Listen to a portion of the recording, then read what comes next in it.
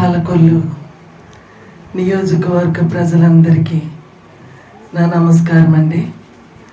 నా పేరు మామిడి చెట్టు కృష్ణవేణి.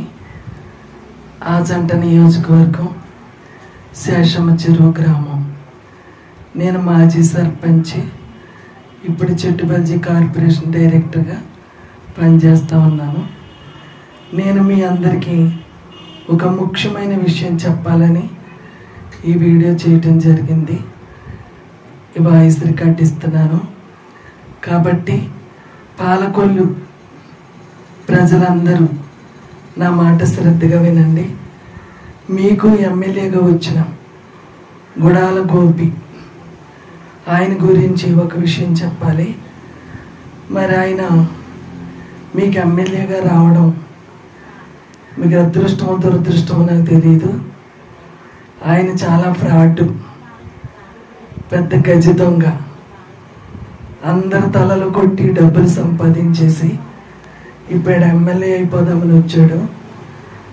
చాలా మంది ఉసురు పోసుకుని అక్రమంగా ఆస్తులు డబ్బులు సంపాదించుకున్నాడు. చాలా మంది బాధితులు ఈ విషయమే బాధపడుతూ ఉన్నారు. ఆ బాధితుల్లో నేను నా ఫ్యామిలీ ఉన్నాము. నాకు 32.5 లక్షలు ఇవ్వాల్సి తేల్చకుండా ముంచకుండా 2015 నుంచి నలిపి చంపుతున్నాడు ఈయన. మరి ఎమ్మెల్యే అయితే మీ నియోజకవర్గం పరిస్థితి ఏంటో మీరే చూసుకోవాలి. ఆయన ఏదో ప్రజలకు సేవ చేయడానికి రాలేదు. అధికారం లేకుండానే కోట్లు గడించేశాడు.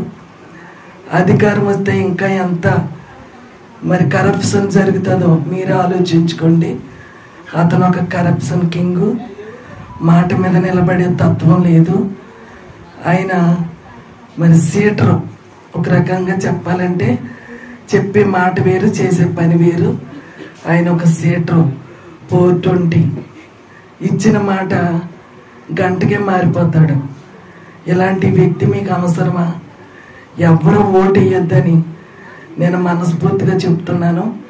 కాబట్టి ప్రజల మీద ప్రేమేమీ కాదు, ఏదో సంపాదించుకోవాలని వచ్చిన మనిషి మాకు ఇబ్బంది పెడుతూ ఎన్ని సిట్టింగ్లు వేసినా మా డబ్బులు ఇవ్వకుండా అతనికి సంబంధం లేని విషయంలో మధ్యలో దూరిపోయి మా డబ్బులు అపహరించి మమ్మల్ని ఇబ్బంది పెడుతూ ఉన్నాడు. మేము కన్నాలేసినవి కాదండి, కష్టపడ్డ సొమ్ములు. మరి అలాంటి డబ్బులకి సమాధానం లేకుండా ఇతనికి సంబంధం లేని విషయం మధ్యలో దూరిపోయి కకలవికలం చేసి మమ్మల్ని ఇబ్బంది పెడుతూ ఉన్నాడు. రేపు మీరింత కష్టపడి ఓట్లేసి గెలిపించినా మీరెవరైనా హెల్ప్ కోరి వెళ్తే ముడుపులు ఇస్తే కానీ పని చేయడు. అది మాత్రం గ్యారంటీ. మీరు అన్నీ ఆలోచించుకుని అతనికి ఎవరు ఓటు వేయొద్దని, అతను గెలిపించే ప్రయత్నం చెయ్యొద్దని నా మనవి.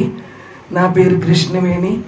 మీ పాలకొల్లు నియోజకవర్గంలో చాలామంది నాయకులకి నేను తెలుసు. కృష్ణవేణి అంటే ఎవరని అడగండి, వాళ్ళు చెప్తారు.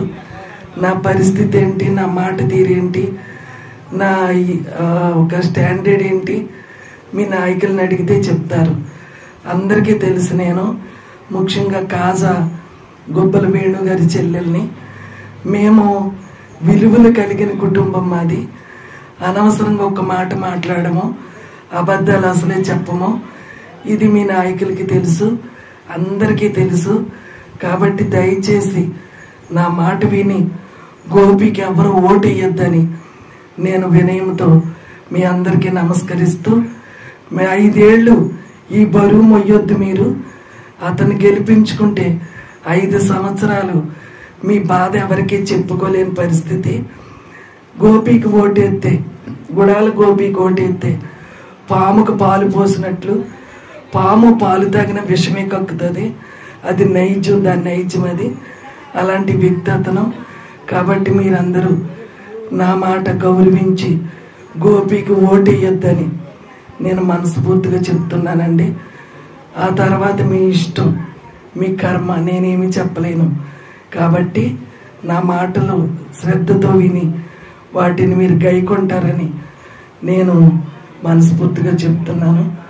ఈ మాటలు మీరు గుర్తుపెట్టుకోవాలని పాలకొల్లు నియోజకవర్గ ప్రజలందరికీ నా మాట ఒక హెచ్చరికగా భావించాలని కోరుకుంటూ సెలవు తీసుకుంటున్నాను.